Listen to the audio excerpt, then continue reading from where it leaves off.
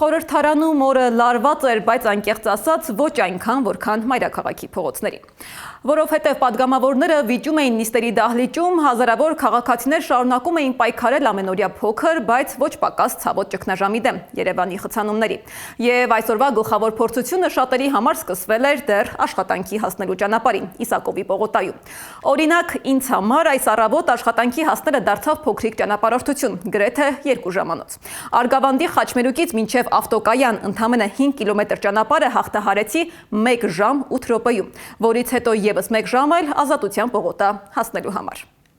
Իսկ Իսակովի պողոտան, որը նույնիսկ առանց շինարարության մայրաքաղաքի ամենախցանված ճանապարհներից է, այսօր որոշել էին փակել հենց առավոտյան պիկ ժամին, հերթական ասֆալտապատման համար։ Այն նույն Իսակովի պողոտան, որը վերանորոգվում է գրեթե ամեն տարի, մինչդեռ մայրաքաղաքի տասնյակ այլ փողոցներ շարունակում են մնալ փոսերի մեջ։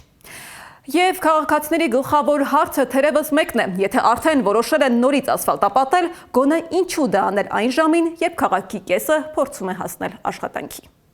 Իսակովի պողոտան է, մի կողմում անվերջանալի խցանումներ ու նյարդեր, մյուս կողմում եռացող շինաշխատանքներ։ Ճանապարհային դեպարտամենտն է հերթական անգամ ասֆալտապատում ճանապարհը, այն ճանապարհը, որը նույնիսկ սովորական օրերին է խցանված։ Իսկ այս դեպքում այն էլ աշխատանքի գնալու ժամին անհաղթահարելի է դարձել։ Մեքենաների հերթը կիլոմետրեր է ձգվում, վարորդների նյարդերն էլ չեն հերիքում։ Երեք ժամ է, փորձում ենք